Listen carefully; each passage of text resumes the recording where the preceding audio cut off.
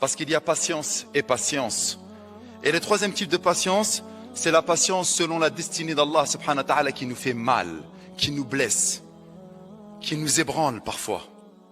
Parfois, il y a des frères, subhanallah, qui ont des graves épreuves dans leur vie. Leur enfant, il est né autiste ou handicapé. Il y en a un, subhanallah, sa femme, elle l'a trompé. Il y en a un autre, subhanallah, il avait beaucoup d'argent et il a perdu cet argent-là dans un business qui n'a pas été fructueux. Il a été ruiné. Il y en a un autre, subhanallah, il voit sa fille qui fait n'importe quoi alors qu'il l'a éduquée de la plus belle des manières. Nous sommes tous sujets à l'épreuve. Allah, il t'a dit, mon serviteur, sois patient, sois endurant. Je vais t'éprouver par quelque peu de ces choses-là. Et annonce la bonne nouvelle aux patients, aux endurants. Inna lillahi, tout m'appartient. Wa inna ilayhi raji'un.